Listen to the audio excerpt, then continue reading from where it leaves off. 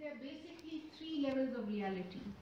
One is this jism, alami jism. This you can also relate it to this world, which is the greater man.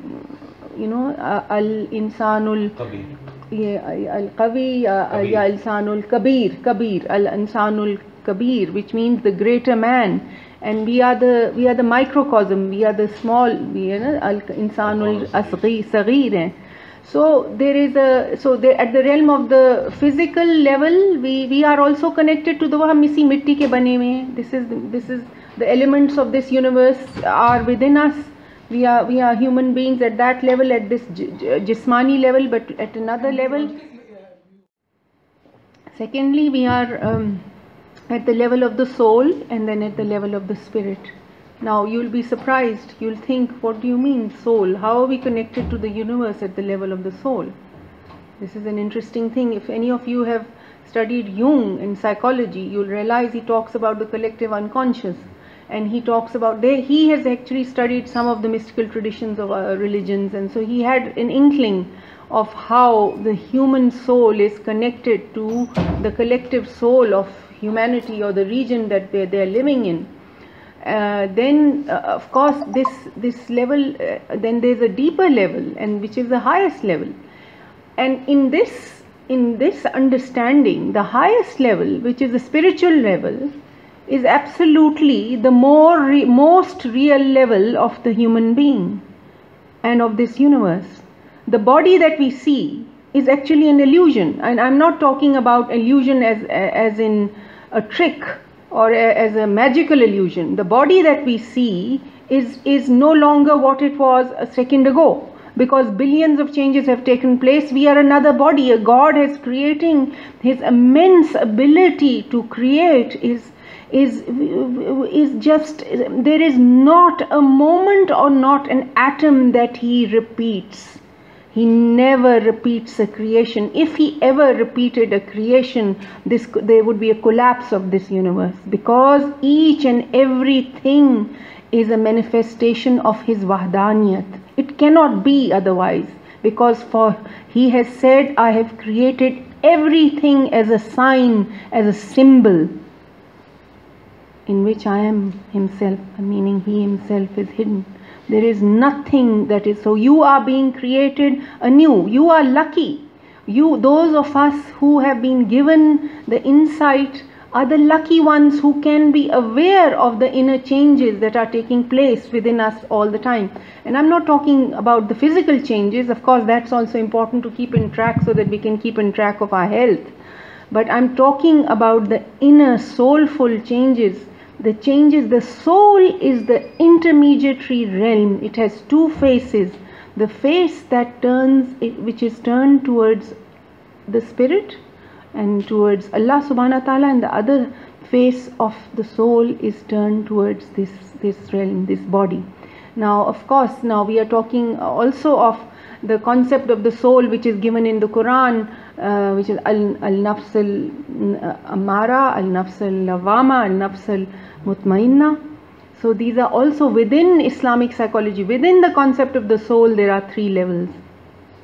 But if we simply look at it, the soul is what is given to us, and that is what we will be questioned about, because it is it is the interaction of our body with the spirit at all times. It is the choices that we are making at each moment through our souls. Whether are we turning our souls, our faces towards that which is higher realms, that which is the spirit, or are we turning in the light and the Noor Allah, or Noor Muhammad, or whether it's the Noor, if you're a Christian, you're a Noor Hazrat Isa alayhi salam. For them, for every religion they have their different concepts of Noor. But the thing is that the ultimate Noor, everyone has the same concept, because in every religion the concept of oneness is absolutely very strong. Even in Buddhism there is a belief, I won't go into it right now, but the concept of experiencing the nafs-e mutmainna is very much there in Buddhism. So why I'm saying, I'm giving you a little bit of a background understanding of why this scholar is so amazing, and his all the students who worked with him, they have a deep understanding that now we've come into a realm where there is so much hatred and division and so much negativity which is being thrown at everyone's faces by people who have limited intellects and of course vested interests, who are using literal translations of their religion and using their religion as tools to gain power, and many of them unfortunately are young students, young people are being used even using Islam, and the concept of fundamentalist Islam is something that he has been aware of since the early years of his life, and he's been his mission has been to overcome that. So through knowledge and through presenting to us the great Islamic intellectual tradition. Now, the intellectual tradition, last time I tried to explain, consists of three aspects. No, the aspect of the obvious meaning of the scripture and our Quran and a hadith, from which fiqh is taken, the law is taken. So that's one part of the Islamic intellectual tradition. The second part of the Islamic intellectual tradition is the kalam. Now, kalam is a tradition of philosophy, in which there were many scholars throughout our Islamic intellectual tradition who were interested in finding the philosophical and basically they were interested in wisdom. What is philosophy? Philosophy, जब हम बात करते हैं तो लोग कहते हैं, oh, it sounds very difficult, and basically philosophy is the search for wisdom in our lives. It's a search for finding the balance in our life, search for finding the middle path.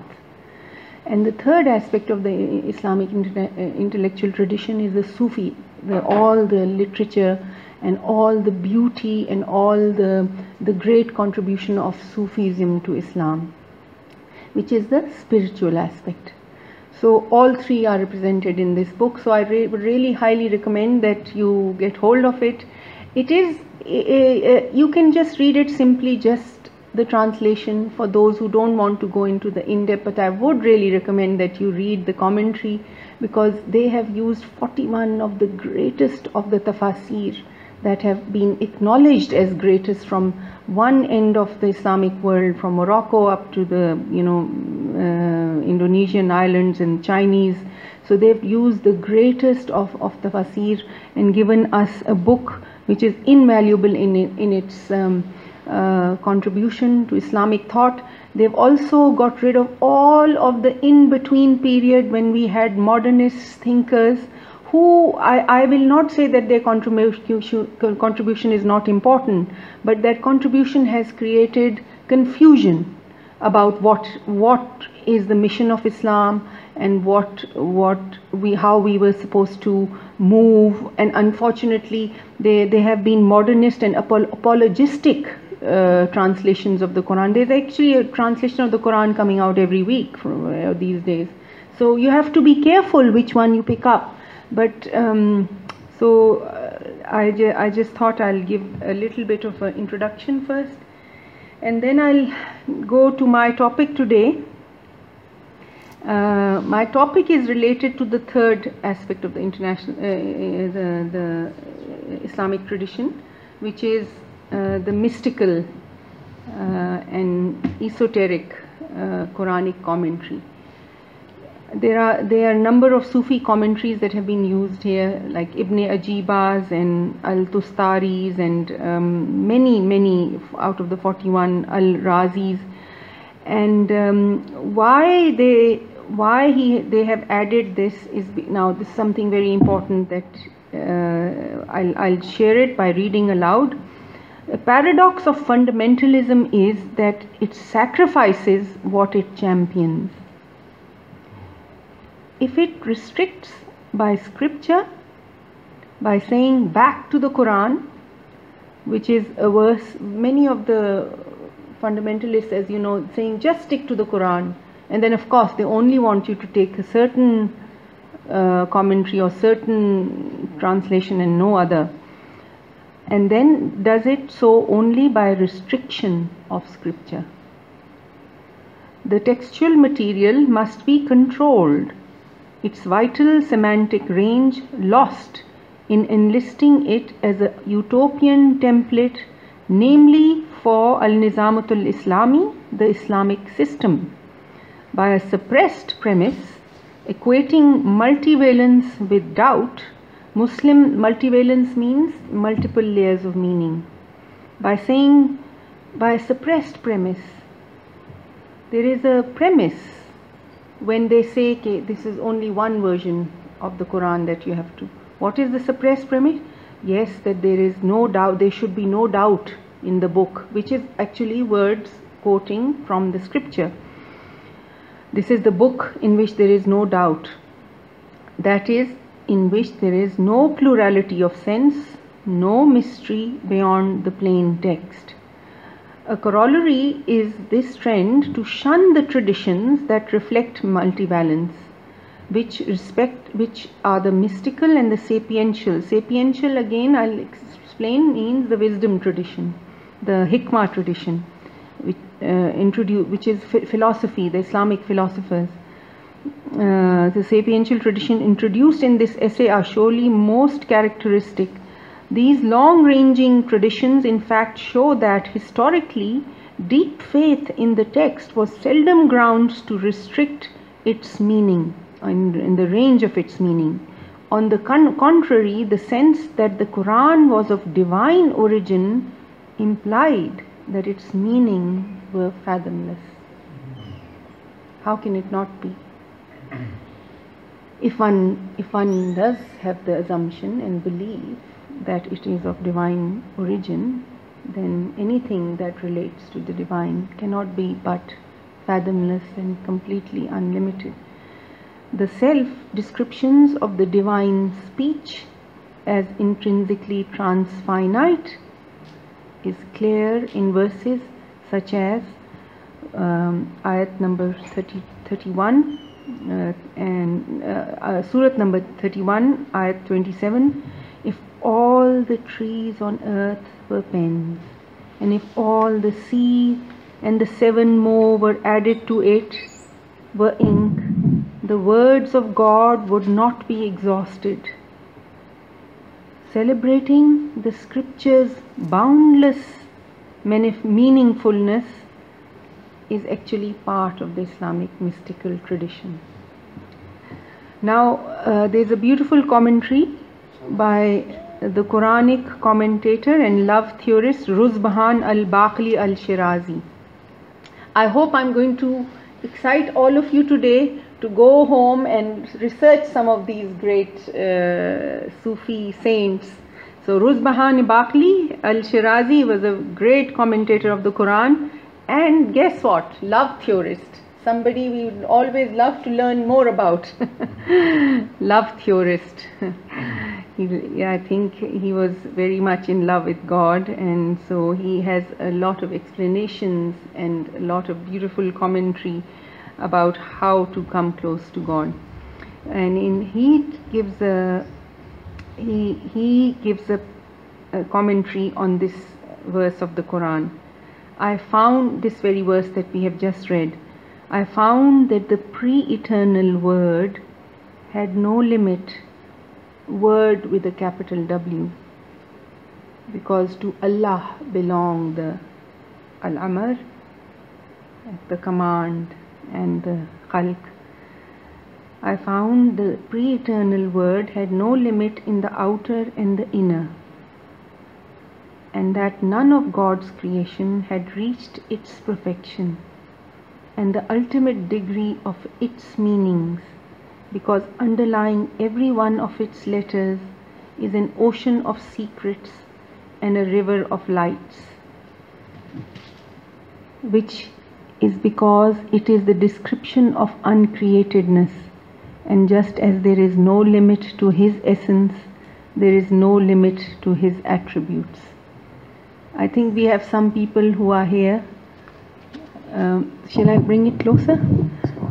who are aware how even the energy of the soil changes into the energy of the seed, and the energy of the seed turns into the energy of the plant, and the plant turns into one plant grows so many years, and so many years of corn have 100 seeds, and each seed is again so one form of energy. So this is just a physical reality, something, just a simple seed has so many layers of meaning, and is the fact that it's not just an entity in itself which has no other meaning except that it's a seed. Within the seed is hidden all the stages of its growth. So now we are talking about the words of God. How come how is it possible that the words of God will only have restricted meaning?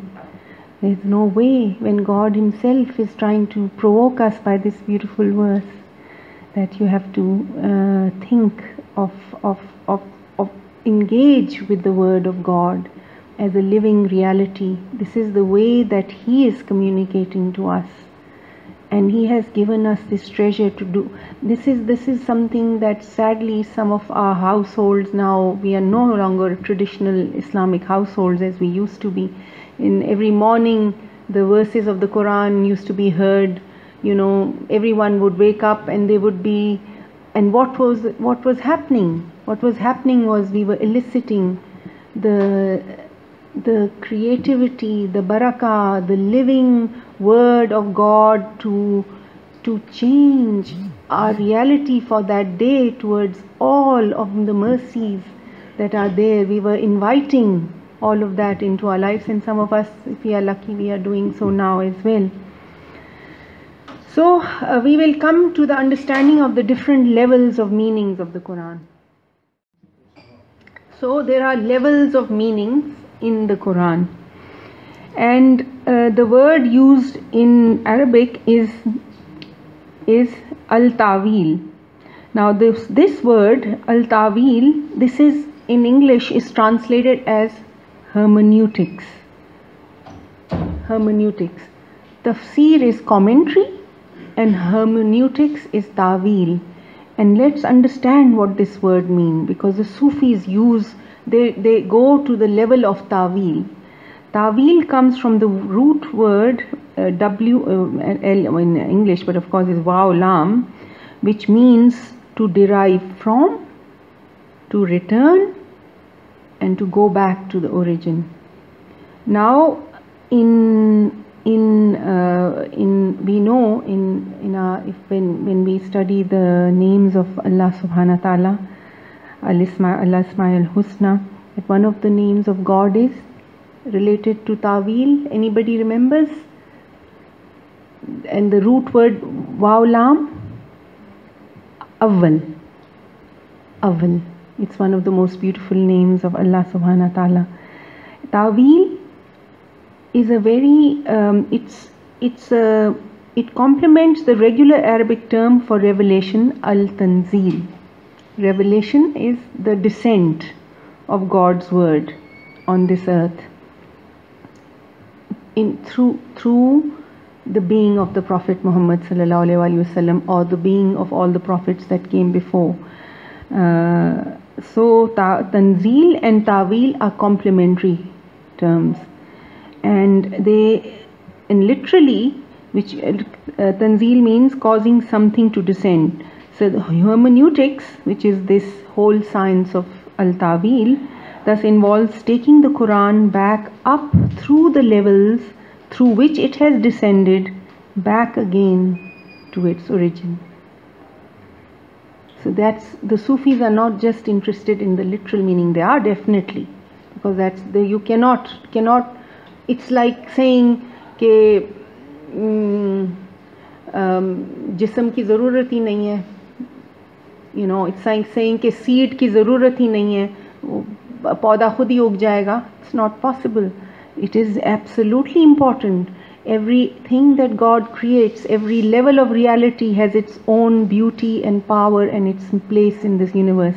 So the outer and literal meanings are important, but the Sufis are more interested in the the highest level of meaning that they can come through the verses.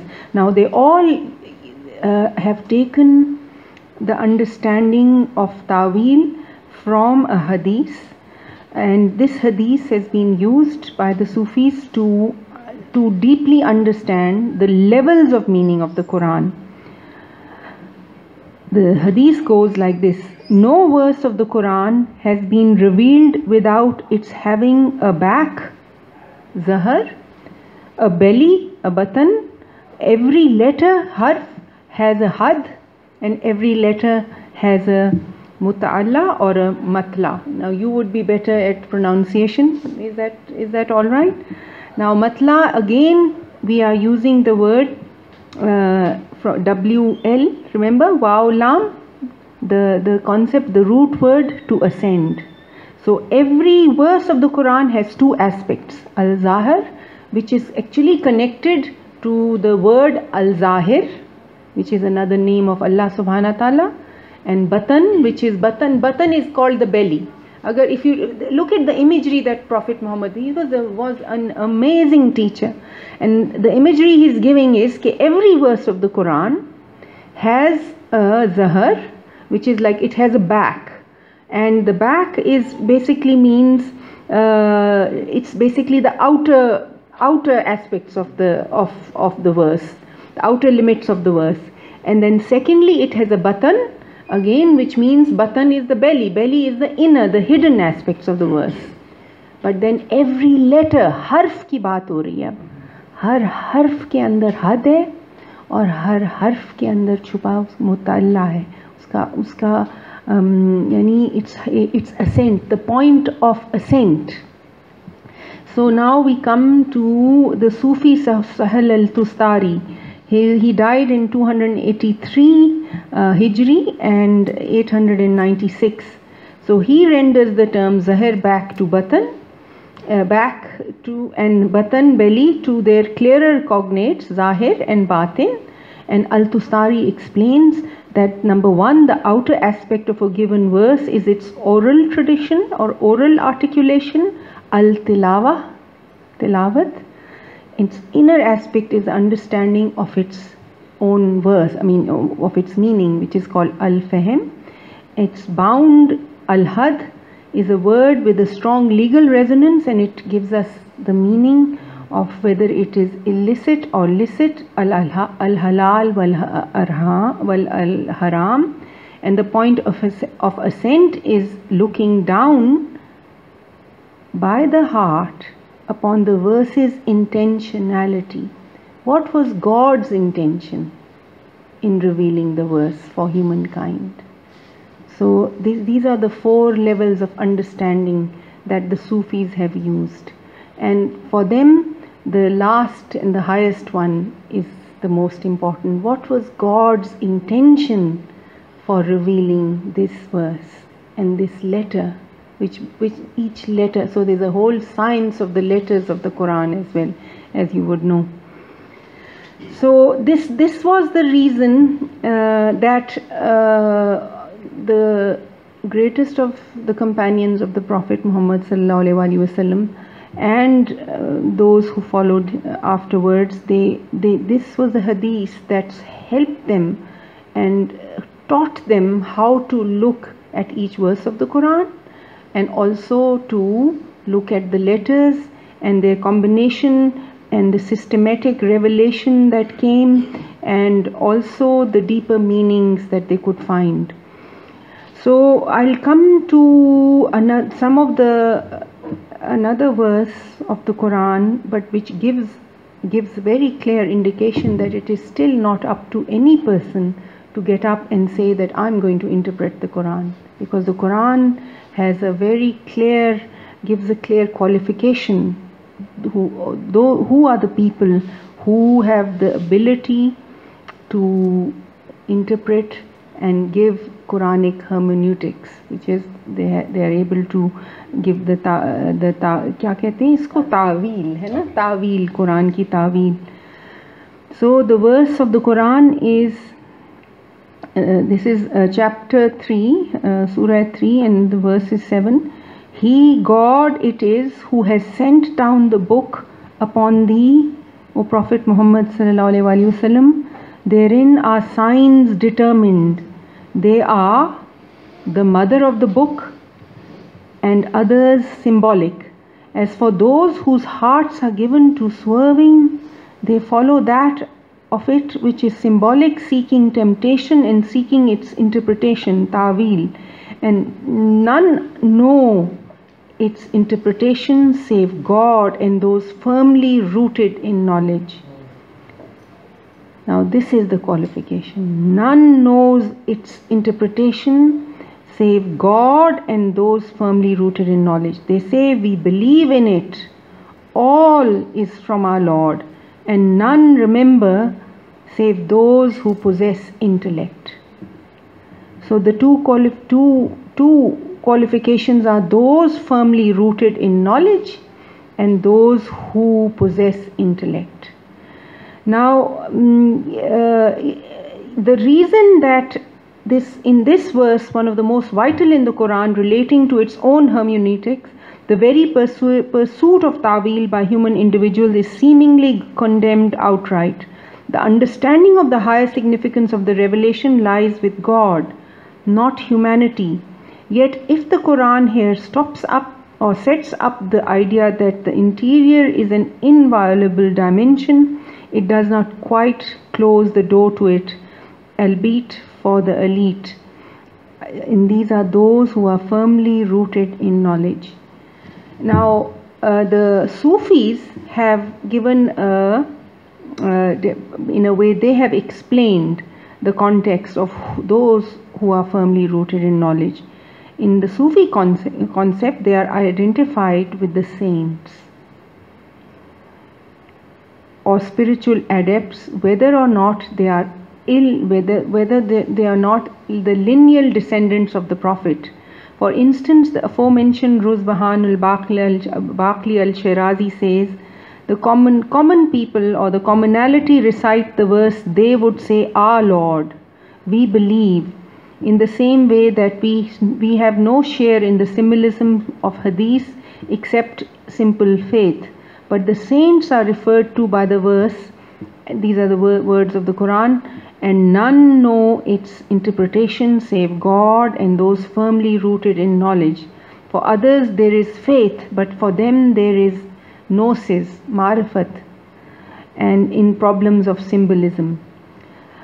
But to repeat that all such currents are marked by a strong distinction between the spiritual intellectual elite and common believers, all these hermeneutic trends accept the premise that it was right to shield the Quran from idle interpretations.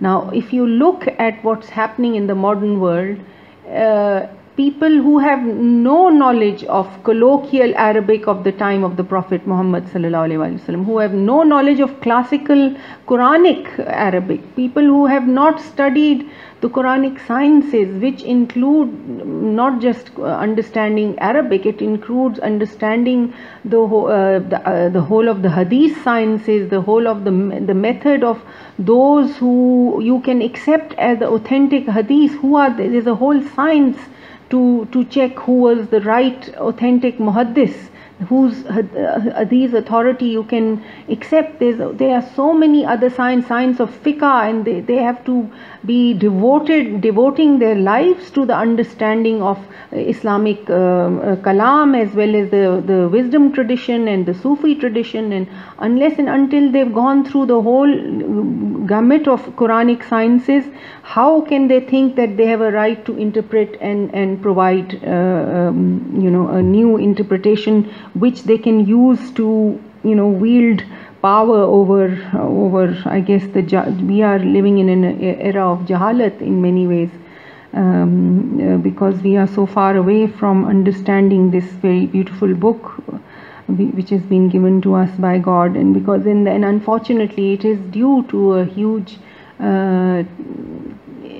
impact of colonialism in our lives, and which is still going on, the neo-colonial era that we are living in.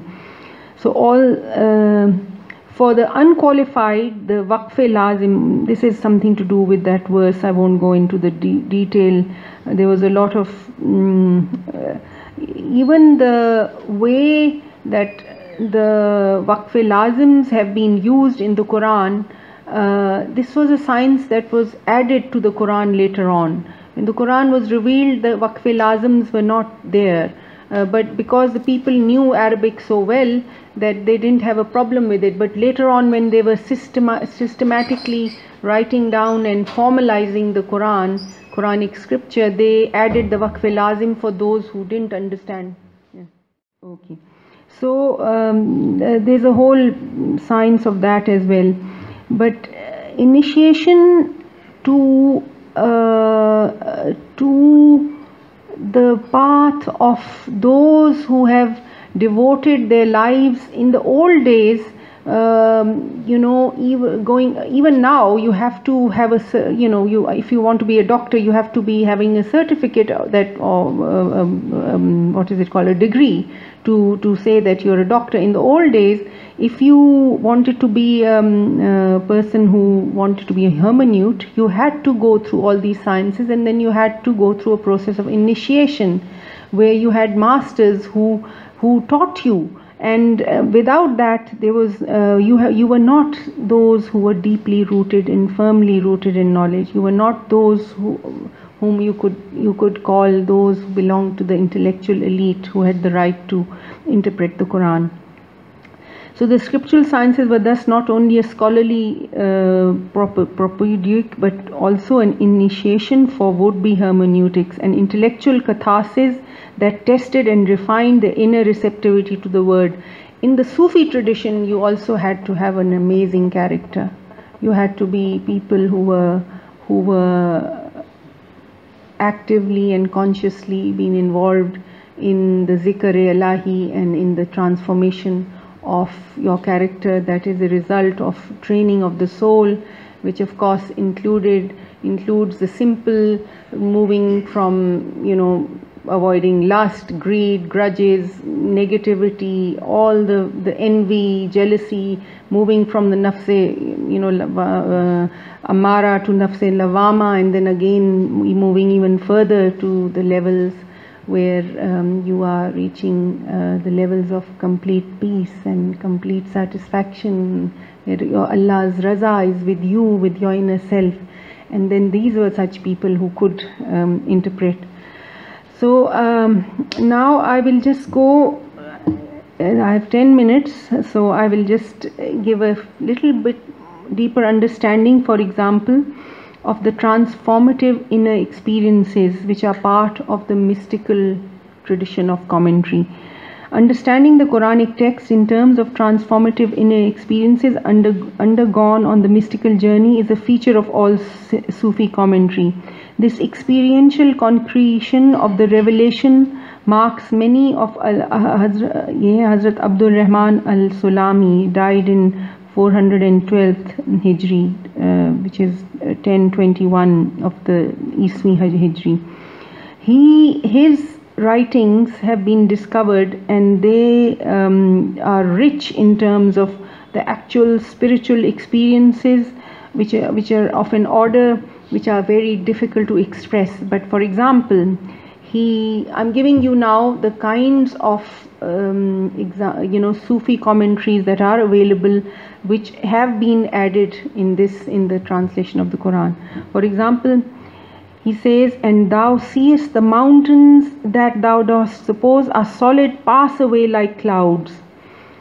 He explains it in terms of absolute submission of the mystic soul on the occasion of the ecstatic projection of the mystic spirit into the sphere of the divine.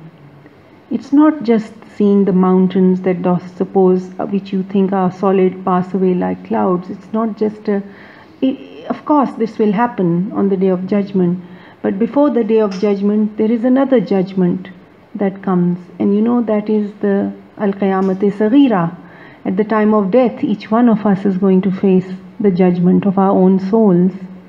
And he's talking about something even more different. He's talking about the journey of the soul towards God.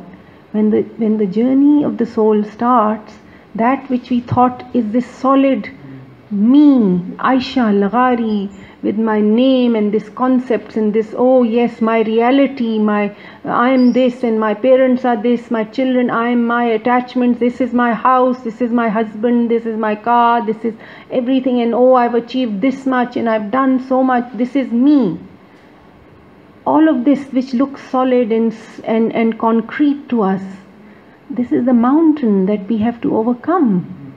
This is the mountain that is actually veiling us from the realities which are so beautiful. If we start just removing all these concretization, all these, this is nothing, this is just mitti which we are collecting onto and making us a mountain.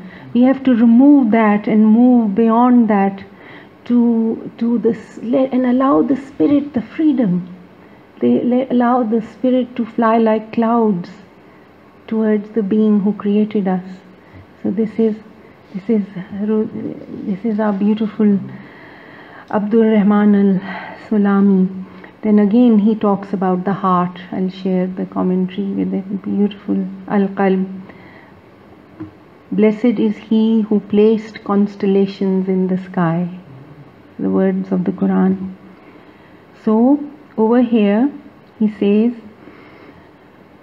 after alluding to the lexically objective point, bear with me, I know I'm using very, the English here is very, it's a bit tough, but after alluding to the lexically objective point, al-sama, the sky or heaven, which derives from a verbal root, seen meme vav, meaning to be raised high or to be elevated, the commentary states that the spiritual heart is also like a sky, is a sky, since through faith and gnosis is again marifat, it is elevated to infinity. Just as the divine object of gnosis is infinite, likewise the gnosis of him capital H, is infinite. In this comment, an image of striking power, that of the mystic's heart as a vast sky, gains in force exponentially through its conversion from tropal to literal status. He is using literally something, ironically, the sky is a literal meaning, but he's using it that the heart of the mystic, the heart of the lover of the divine, cannot be but like the heavens. It has to be infinitely expanded and wide and vast. In this comment, yes, so what at first seems metaphorical becomes factual through the detail that God himself is the object of the heart's knowledge. Since God is boundless, the heart is indeed discovered to be an interior, unbounded heaven, given that it is the locus means the place, the mahal, for the dawn of his knowledge or his gnosis. Another beautiful thing I just wanted to share with you, of course because of lack of time I could share much more, the concept of this is Hazrat Najmuddin al-Kubra. This is a Kubrawi tradition. There are he was a saint, I think he was definitely from what I remember, from the Central Asian region, and he's been one of the greatest saints Islam has produced, because and his disciples all became saints themselves. Like, he didn't have too many, but whatever many he had, each of them became a Kamil Sheikh in his own right. So he explains another aspect of the way Ta'wil he does, the way he looks at consciousness, the way he looks at how human consciousness is such an amazing creation of God. He explains, the Kubrawi tradition gives formal voice to a deep undercurrent of Sufi thought tending to give primacy to consciousness. In the final instance, in this perspective, everything is within. External reality is included in internal consciousness. I really want you to go home and think about this today, because this is something we neglect. It is difficult to accept this reality, that which is without is actually a reflection of that which is within. That which is outside is a reflection of that which is within. If more and more people reach levels of Nafs-e Mutmainna, the collective unconscious of that region or that place is definitely affected. There is more peace in that region. That is why we are attracted to the tombs of the saints, because it's a sacred space where we find there is peace. There's been a man or a woman who devoted his or her life for years with one mission, which is to purify himself or herself from himself and herself, so that they become transparent to the divine, and what they lived for, every moment of their life was to service of his creatures. That is the other qualification. Devotion to Allah doesn't just stop at that point. In many and most cases, there are some hidden saints who are not required, or their job is not to be obvious, but even in their way they are you see, it is the human being, it is the transformed human being that is the channel of God's light. That is why we are Ashraful Makhluqat. They are the channel of God's peace on earth. They are the channels of God's barakah. And of course, all of these channels stem from the original light of God that God created, which we know as Noor-e-Muhammadi, we call Noor min Noor Allah, which in other mystical paths they call the light of Christ, or the Christos, or they call Logos, which is the original word through which creation took place. You take the book saying now we are coming to the sapiential tradition, the tradition of Al-Hikmah, which is the wisdom tradition. In the Bible, John's Bible, there is this beautiful verse which says that Logos is that through which all things came into being, and without which not one thing came into being. So now the saints have read the Bible, and they've read the Torah, and they've read the Psalms I'm talking about saints of this order, and they can relate the concepts that are found within Sufism to the mystical tradition of other religion, and they realize that this terminology is different, but the truth being spoken is one. So what he says, Hazrat Najmuddin al-Kubra, the world is a great human being, while the human being is a little world, microcosm. This is something which is found in Hazrat Ibn al-Arabi's works, in the works. We are microcosmic beings, and we within our reality are reflecting the macrocosm. Again, what I tried to explain, jism, रूह और नफ्स का ये जो सिलसिला है, ये that connects human beings to this greater reality that we are living in, the greater macrocosmic reality of this universe. लेकिन what Najmuddin Kubra says is, however, in Najmuddin Kubra's had a disciple called Al-Simnani. He says that the expected proportion is reversed. The macrocosm and the microcosm is inverted. For him, the true microcosm is the world, and the true macrocosm is the human being.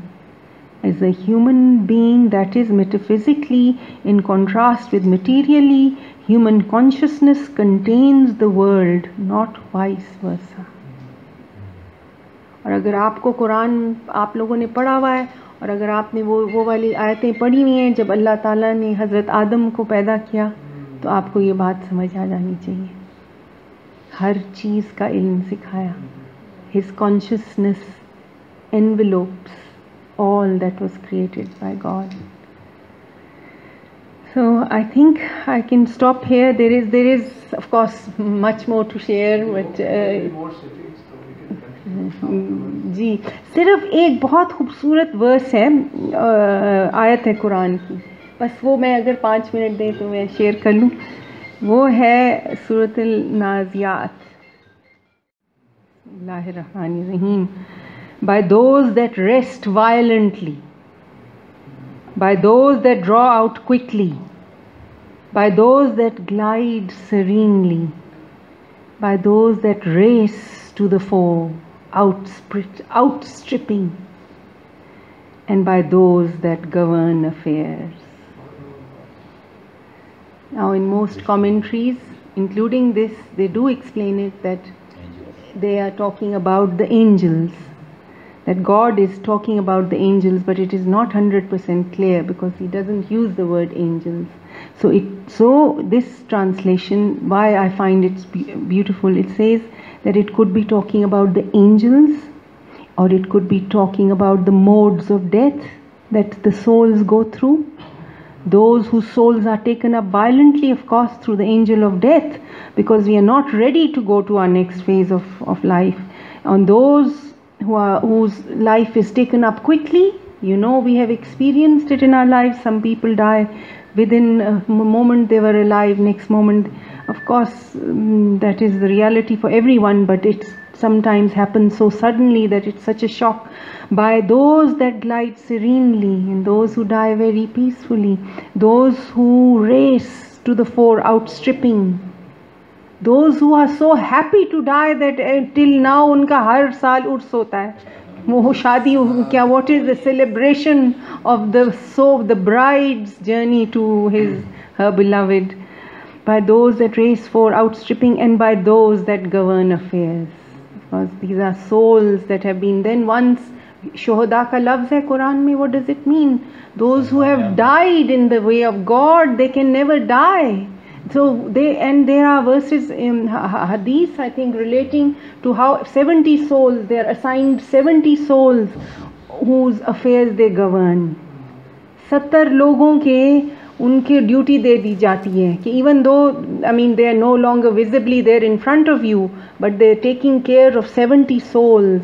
So this is a description of an ordinary shaheed who has gone in battle and who maybe has lived not a very, holy life even, but on the day of battle he said, I'm going to die for truth, for that which is beautiful, my religion, my God, and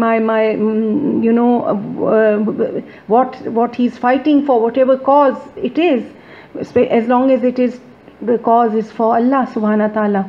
So those who live every moment in which they are fighting their lower selves and their laziness and their hatreds and their nafs, and they are fighting every moment to be there for others, they definitely are also part of those who are governing the affairs of others. They are okay. So the beautiful explanation of this, which has been given by Al-Tabari as well as by another author, Abdul Fatu al-Hussein ibn Ali al-Razi, उनकी 20 volumes की एक तफसीर है, तफसीर कबीर, तो they have used his tafsir. So the interpretation, Al-Razi advises that we cannot say that any of these interpretation, whether it's the angels or the death or different types of phases of the stars or constellations that are being talked about in these verses of the Quran. But he says, but he adds another, but we cannot be sure, but he himself adds another interpretation in which these verses represent 5 phases in the return of the heart from what is other than God to God. So those that rest, al-naziyat, are the spirits that move towards attachments to the most unfailing handhold. Again, verses of the Quran. They are fighting, with full passion and with the utmost strength of their beings to keep holding the strongest handhold that has been given to us. Allah ki rassi. Faith. You can imagine Hazrat Bilal, Hazrat Bilal when he was being dragged on the. So these are souls who are resting, and they are at that phase. Physically and mentally and psychologically, it can be many types of battles that we have to, emotional battles that we have to fight to keep hold of the handhold of God, from the love of that which is other than God. Those that draw out quickly,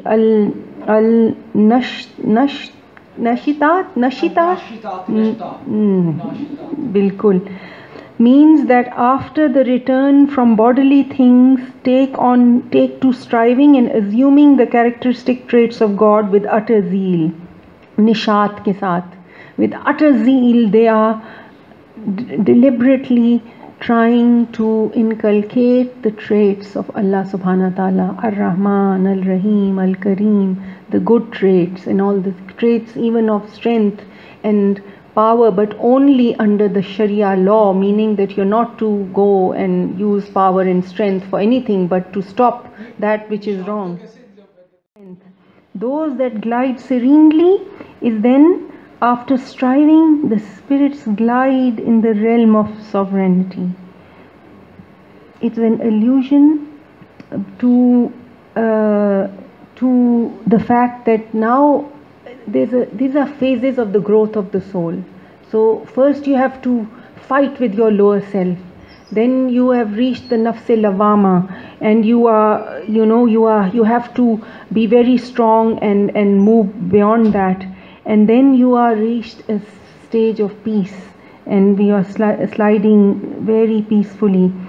Those that race to the forefront, outstripping, is an allusion to the variegation of the spirit in the degrees of their journeying toward unto God. Matlab hai, now you are in a race. Now you are part of a group of souls who are also on this race coming closer to God. And then the last is the journey unto God. Those that govern affairs is an allusion to the connection between the last levels of humanness and the first degree of angelhood. So when the human spirits reach their furthest limit, which is the level of outstripping, they connect to the world of the angels, which is what is meant by those that govern affairs. So the first four are what is meant by its oil would well nigh shine forth. ये कुरान के अल्फाज हैं सूरह नूह, ये आपको पता है ना?